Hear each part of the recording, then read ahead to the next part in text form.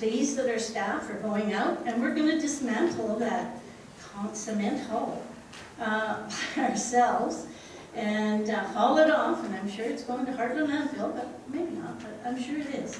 So this is really, really an important issue, not only in BC but nationally. And the second part of my motion is really about developing an end-of-life.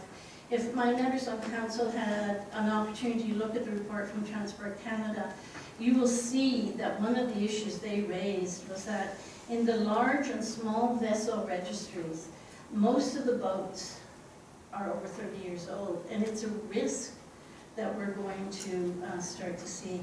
So two-prong, establish some funding so that we can stop pointing fingers and get on with it.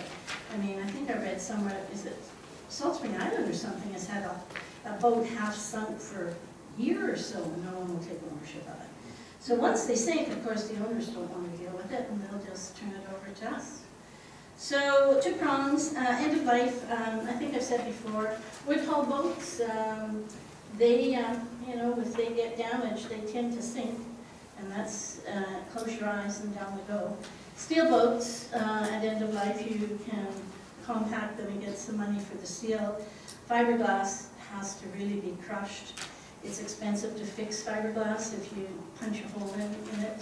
And so I really believe that the time is coming that we have to look at some way of dealing with both derelict and abandoned. It's not liveaboards per se, as the speaker spoke to, although they do live on some of these boats.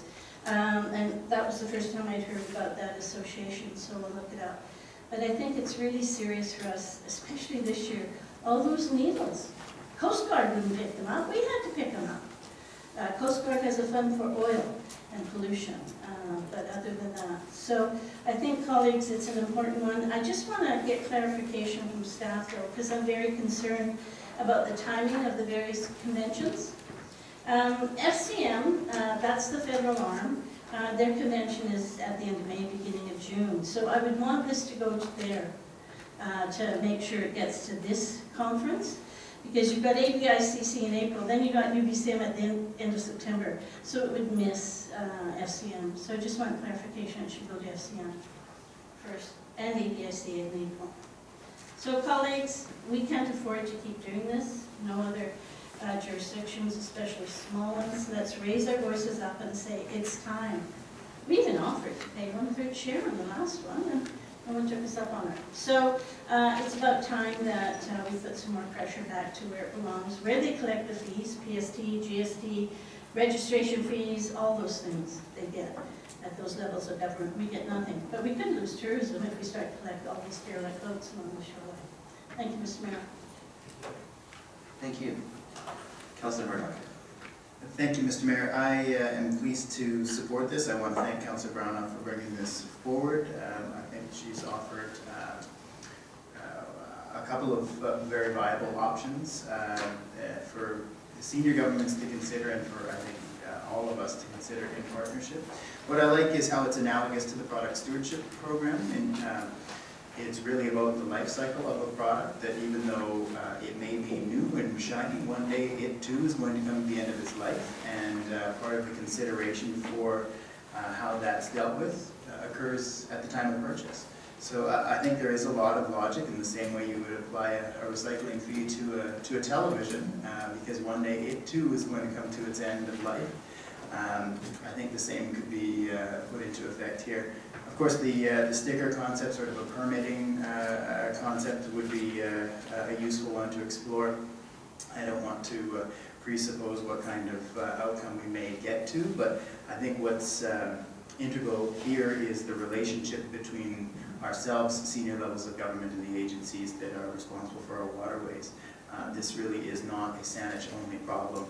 As you pointed out in the report, Councillor Brownoff, this occurs all over British Columbia, up and down the coast, and as we've heard, is a problem in neighboring jurisdictions as well. So thank you for bringing this forward. I look forward to it gaining support at upcoming conferences, and I look forward to action on the part of senior government to work collaboratively on a solution. Councillor Haynes. I too will be supporting the resolution. I won't add and repeat what's already been said, except to say I was pleased to see that this does separate the issue that we're dealing with, which is the arrival of derelict boats on our shores, from the liveaboard. And I think by separating them out, it makes it, increases its chance of success. Certainly I'm going to support this, and I appreciate the effort that it took to bring this forward. Thank you. Councillor Bryce and then Councillor Moon. Thank you, Mr. Mayor. All the comments that I was going to make, I've already made, and I support the motion. Councillor Durham. Thank you, Mr. Mayor. I will support the motion and thank Councillor Brown for bringing this forward. I think it's absolutely true that the funding is critical. Simply having the Coast Guard become receiver of RECs is something like having us become the receiver of downloaded provincial responsibilities. You can essentially slightly change the wording in the old Wendy's commercial and say, where's the money? Because that's absolutely critical. I'm very pleased to see a couple of representatives from the boating industry or boating community come forward and offer support for this direction. It's logical. It's simply as if we have residents in our municipality who pay taxes for services that are required to support living in the municipality, and a small tax to support the opportunity to be a liveaboard or otherwise in the boating industry makes just as much sense. And I think this is entirely appropriate. Thank you. Thank you, Councillor Sanders. Thank you, Mr. Mayor. I appreciate Councillor Brown bringing this forward. We've had derelict boat issues for as long as I've been on this council, and many of us have attempted to do something about it. So I think this is a good solution, what's being suggested, such as the product stewardship. It makes good sense to me that at the beginning of the life of a vessel, that there is a fee, and that fee is put into a pot and can be used for this. So I certainly am very supportive, and thank you. Thank you. Any more discussion? Councillor Plant. Thank you, Mr. Mayor. Just a question through you to the mover. With your experience on council being significantly longer than mine, can you tell me, has these types of requests of the senior levels of government been made prior to the last Conservative government and like for forever, or is this just something that's only been an issue that we've attempted to address as a municipality in the last 10 years? Go ahead, Councillor. Thank you, Mr. Mayor, through Councillor Plant. If you go to UBCM's site and you look up the resolutions, there have been a number of, not specifically like these, but there have been a number of resolutions from Ladysmith and other jurisdictions, and the province has responded in certain ways. I think provincially the province has looked at streamlining the process. That was their, so you could look at those. I had that, but I didn't bring it up to me. The only reason I ask is I want this to work. I will support it 100% at ABICC and twist arms of anybody who's saying maybe not. I'm just curious, the history, if there's a belief that now is the time with the new federal government, or if this is just we're doing our best to get it onto the radar. I think, if I could, Mr. Mayor, I would say now is the time. This new federal government has spoken about Coast Guard and different things around the Coast Guard. I think with the new introduction of the reworded private members bill getting introduction and first reading, I think now is the time. Plus, the other thing I said in the report, which I think is true, is with climate change, we are getting more significant winds, and they're lasting longer. And so now, I think now is the time. With the changing government, their commitment to the Coast Guard, yeah, I think it's a good time. Well, with the winds changing, I'll support it. I think we absolutely have to do this on behalf of our residents. So thank you for bringing it forward. All right, with that, I'll call the question. All in favor? Opposed? Unopposed? That's carried unanimously. Thank you. All right. Next item, please, Madam Clerk. Thank you. This next item is the home renovation tax credits. The report from Councillor Haynes is recommending the council endorse the resolution for consideration at the 2016 ABICC, and further that letters be sent to the federal ministers responsible for housing, outlining the same concerns. Circulated in council's blotters this evening is correspondence from the UBCM. This resolution was considered at the 2015 convention and did get support at the executive level. The committee did make one revision to the resolution, which is shown in bold on the bottom. And I know you're asking, well, why is this before council this evening? The reason is that this resolution went directly to the UBCM. It did not go through the route of the ABICC. So although it feels like we're going a little bit of a backward step, with the concurrence of the UBCM, they did suggest that this resolution be further forwarded to ABICC for their endorsement. And the resolution does ask for their continued support for the UBCM to continue to escalate this matter forward. Councillor Haynes, would you like to introduce this? Yes, I'd like to move the recommendation. If there's a seconder, I'd like to speak to it. Second. Thank you very much. In a small way, this is a bit like the derelict boats, because this council has worked repeatedly on that over the years, and there have been motions here to try again. And it was only a week ago that I found out from talking to the UBCM that they'd come to a decision in late January to endorse the resolution. After you may recall on the floor, there were 2 more items. I was there with the microphone and it timed out on the floor. After that, I spoke to the staff at UBCM and asked what the process was. They said it would go to the executive. I called in November. They couldn't answer my question, and I didn't get back to them until January. It turned out in November, the executive had forwarded it to the Committee of Community and the Economy, and at the end of January, they passed the resolution. And through talking to Mrs. Tagami last week, she then got me the resolution today. So it's just off the press that UBCM passed it.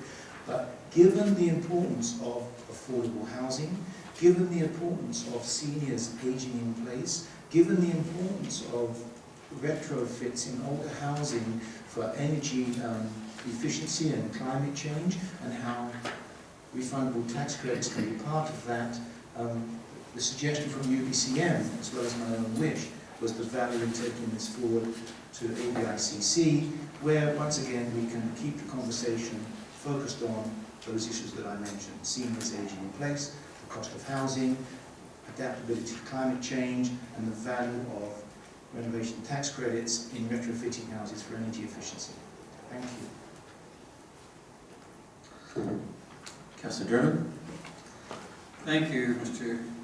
Mayor. I'm going to actually ask the mover if he would consider a small amendment, and I'll give the rationale for that. First of all, these types of tax credit programs for home renovations are not new in Canada.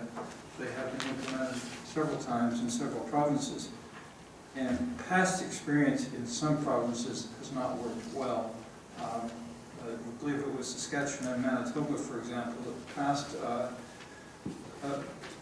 tax credit for home renovations, and found out they were getting things like all sorts of new pool tables, pool rooms, additions to swimming pools, cabanas, other things that could be very much seen in the view of being rather luxuries. And also the majority of those who were taking advantage of the credits were people who could afford the renovations. And thus the very laudable intent of what was being established failed to come through very well. So I would wonder if the mover would consider a slight rephrasing that went as follows: all the way through the therefore be it resolved to help encourage home renovations, and I would simply add the following: that address issues of environmental sustainability and/or social need. I think that would define. Yes, Madam. I think clerk is in. Yes, through the mayor, the revision that was added to through the UBCM is that the statement would be that that new tax credit programs for consumers to help encourage home renovations that focus on energy efficiency, improved mobility, and aging in place projects that are over $1,000. Thank you. That addresses the same thing, but I don't see it addressed in our resolution in front of us. Certainly, I'm very happy to accept that amendment, and I have it on the floor. I wonder if we should accept the UBCM wording? Sure. Yes. Absolutely. Then friendly amendment accepted. Thank you very much. Thank you. Next up, Councillor Bryce, and then Mayor. Thank you, Mr. Mayor. I will be supporting the motion, but I feel I need to say each time this type of thing comes up, my experience in dealing in my work with seniors, and particularly the affordability, tax credits, they don't have a taxable income to be able to take advantage of these types of things. Oftentimes they're in the $17,000 to $25,000 income bracket, and they need grants, quite frankly. Tax credits are something they would dream about being able to use. So, you know, it is what it is. I support it, but I think if we delude ourselves into thinking that a senior with very little money to spend is going to all of a sudden be able to get into kind of a home renovation project, I don't think so. I think in the past there have been grant programs that the federal government has supported. They truly have targeted the ability for seniors to actually get something done. But presumably for those that it will be able to be beneficial for, and with these focused aspects that UBCM suggests, I certainly think it's worth a try. Councillor Murdoch. Thank you, Mr. Mayor. I appreciate the comments of previous speakers, and I think Councillor Bryce in particular raises a very good point about the utility of tax credit versus a grant for home renovations. I just wanted some clarity on the introductory remarks that I heard from the clerk and then from Councillor Haynes, just so I understand exactly the process. I think what we have in front of us is the wording of the resolution that was approved for last year's convention. And the executive decision endorsed as amended was for the 2015 convention. What we're now being asked to consider is 2 new resolutions that will go through ABICC. And if ABICC chooses to endorse them, they would then proceed to UBCM. It's not that it's been determined in advance that this would be considered by UBCM. At least that's what I'm reading in this email, but that I appreciate clarification. Over staff. If I may, for clarification, so the intent with this ABIC resolution is really to return what the UBCM Executive Committee decision was made in January to ABICC for continued support. It's not it's kind of re-emphasizing the concern and issue raised at UBCM and getting all of Vancouver Island's communities involved in that discussion. Okay, I appreciate the clarification, although I must confess that that actually made me more confused. I think, so if I can attempt to paraphrase, just based on my own admittedly limited understanding of what the process would be, the effectiveness or the utility of sending it to ABICC if UBCM has already given, if the executive's already given its endorsement? Through Mr. Mayor, I would wholeheartedly admit to the confusion. I think the intent, and perhaps the mover will speak to the intent, but I think the intent was, after discussing it with UBCM, the recognition is that the UBCM executive did endorse it. Well, that wasn't done by the membership. So the intention here is to get that discussion in front of the membership at ABICC. Perhaps it would go forward again to UBCM so that it could have both the import and heft of an ABICC supported resolution for discussion to happen on the floor. So it could go beyond just a closed door executive committee approval of the direction. It could have that discussion. Okay, I appreciate that, and certainly I think that there's no harm in having it strengthened by support from our island community partners. Or if you're able to answer what I hope is my last question about this, if this fails to receive support at AVICC, does endorsement from executive at UBCM mean it will be considered regardless? Yes. Okay. So what I take that to mean from UBCM is respect the process. We like your resolution. So I'm quite happy to respect the process. I think that it's worthy of consideration by both organizations, and I'm hopeful that it will receive the support from the general membership. So thank you to staff for the clarification, and thank you to Councillor Haynes for bringing these back. If I may add one more point through. I didn't actually, Okay, there was an additional point. it's okay. I'd prefer if I selected whoever speaks by identifying them. I was going to ask for any more first-time speakers, so Councillor Sanders. Well, I have to admit, I'm still confused. I understand how the process works at UBCM. They get, I don't know how many hundreds of resolutions, and some get discussed and some don't, and the executive deal with them. So I understand when Councillor Haynes referred back to his motion, which was sent to the executive, and I believe that's the recommendation sitting in front of us. He got back what the UBCM executive had decided. So what I'm still not sure of, which one is going to AVICC? The one, okay? So I question if it's already been dealt with the UBCM. I think you already answered this, Councilor. It's already been dealt with UBCM. They've rewritten the motion. They've approved it. There won't be any discussion if it goes back to UBCM. I mean, that's sort of my observation, so I'm really not quite sure about this exercise. Councillor Brown, did you enlighten us? Don't look at me. I'm as confused as my colleagues, because once it goes to UBCM, that's it. Why go backwards? What if AVICC turns it down? Councillor German, go ahead. Thank you, Mr. Mayor. The likelihood of what will happen at UBCM is pretty much what Councillor Sanders described. You see, UBCM will probably indicate in the Book of Resolutions that this motion was received, that it was revised by the executive, and therefore there is an endorsed. So there is not a need to debate it, and it will simply be considered to already have been passed the UBCM policy. I think there might be some value in going to AVICC and having them indicate their support. There's nothing wrong with that. If they don't support it, it remains UBCM policy anyhow.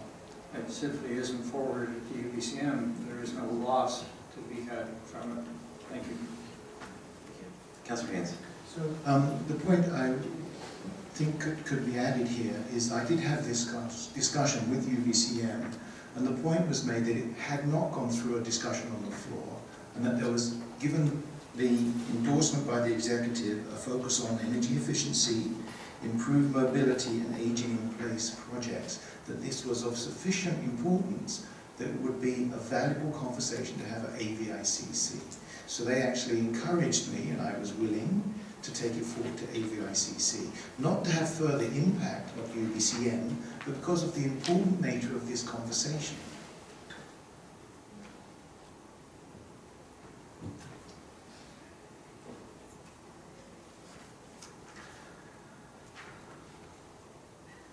Not sure what to say. Councillor Sanders, thank you. Well, having attended whatever 11 UBCM conferences, that's not as many as others at this table, and I've taken some board myself, and they have ended up in this where they're not part of it. You know, it's the block B, and you vote on A on time, and there isn't a discussion on these. So if Councillor Haynes is hoping that it will be discussed, I do hope it is if it goes forward, but perhaps it will be the same thing as Councillor Dermott said, it would include the thought that this was considered in 2015. But Council can decide on this. So to me, it doesn't sound like there's going to be an opportunity to stand up at UBCM and to address this. It's simply going to be a go through. All right. Got a suggestion from or comment from ICA. Go ahead. I would just add that the only particular benefit is for the discussion on the floor at the AVICC. I don't think this results in any, I highly suspect that this would result in anything the resolution moving forward again to UBCM. I think that we recognize that UBCM has already been dealt with. I think, I don't want to speak on behalf of the mover here, or I think the intent is to have this discussion with the island communities at ABICC so that it's at the forefront of the discussion during the conference. Is there a recommendation then that we modify the resolution? Just leave it as is? And just, I'd like to move on. Okay, so one motion, leave it as is, had a lot of discussion, call the question, all in favor? Opposed? Opposed, that carries. All right, thank you, Councilor Haynes, for bringing this forward. And let's move on to the next item. I'll ask one of our council before we committee of the whole. Madam Clerk, please introduce it for us. Yes, thank you. This is also a resolution for consideration at the 2016 convention of the Association of Vancouver Island and Coastal Communities. The report of Councillor Haynes is recommending that the motion go forward. I do want to point out for Council that we did also receive and circulated to you this evening a revised motion that was crafted in consultation with the UBCM. And in moving, and Council does indulge to move this forward, the resolution they would be moving forward with is as shown on the attached, which is that the ABICC urged the Government of British Columbia and Canada to engage qualified independent third party to undertake a cost-benefit review of the impacts on affordability as well as on safety and energy efficiency of applying future new national building code to two-story homes under 2,000 square feet. This was crafted in consultation with the UBCM, so that would be the one that we would be moving forward. Thank you, Mr. Mayor. Thank you. Councillor Haynes? So I would like to move the recommendation. If there's a second, I'll give you some background. This is the second time this has come forward. This was approved by Council and also at the CRD previously. Once again, it timed out on the floor. It was 121 and 119 was just ahead of it. But there was also another statement that one, it did not come through ABICC, and second, they didn't actually, they said decision on the floor, they didn't endorse it. And so when I questioned them about that, the way that they had read it was that we would be asking for a relaxation of building codes that exist, and therefore maybe negatively impact safety or the energy efficiency or those things that the current building codes have come forward for. In actual fact, it was not that intent. The intent was to say that new building codes should also be looked at through the prism of impact on affordability. And the reason that this was embedded in the resolution last year that we passed, and why it's re-explained here and hopefully drawn more forward, is that we hear from the construction community that houses are more expensive, that the new housing is already very safe, efficient, and that new codes need to be sure that they, as well as adding to efficiency and safety, do not make housing increasingly unaffordable, such that the additional element of housing affordability needs to be considered. So they actually rewrote my whole set, including the whereases, and they say, whereas after much debate about the accuracy and effectiveness of the code revision process, under recent changes to the BC Building Code, national building codes now apply to smaller two-story homes under 2,000 square feet, while previously these regulations applied only to larger buildings. Now, in the new home building business for entry-level homes, it's the under 2,000 square feet, which is typically the entry-level home for working families, etc. And I actually had a series of interesting discussions with our CAO as we went back and forth on the impact and the process around coming to these building codes. So I'm actually quite pleased to embrace the wording from UBCM so there is clarity around this. And I think this is a very worthwhile motion for our council to bring forward because it talks to affordability of housing. Thank you. Thank you. The second, Councillor Bryce. Thank you, Mr. Mayor. I support the motion. It is so much better. Thank you. Hey, from here on, I'm learning. I found it awkward previously. I kind of got the spirit of it, but all this downloading wording, which was mumbo jumbo. This is very specific. I understand. I like the third-party verification. It means that we're not looking to put any building codes at a lesser amount than would be absolutely optimum for safety. So I support it, and kudos to the authors at UBSAM. Thank you. Councillor Sanders, go ahead. Thank you. Likewise, I will say I did not support the motion originally when it came before council, and because I read it exactly that way and didn't feel comfortable putting people that needed affordable housing into homes that wouldn't be as energy efficient or as safe. I'm a strong believer in the building code is there for a reason. And certainly at UBCIM it was not endorsed, and they made that comment in their booklet as likewise that they had fought hard for building codes and didn't want to degrade what they'd already put in, particularly for people needing affordable housing.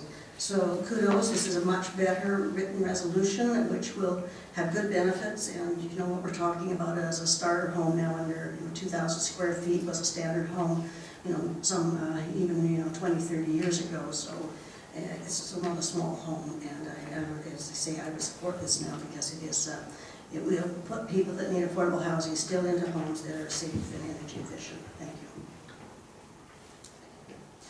Any final discussion before we call the question? I'll call the question. All in favor? Opposed? None opposed? That carries unanimously. Thank you. So with that, we're done with our council portion of the agenda, and I'd like to call for a motion to adjourn council, move to committee of the whole. Second. Moved and seconded, I'm going to pick that up. Call the question. All in favor? Opposed? None opposed? That carries. Thank you.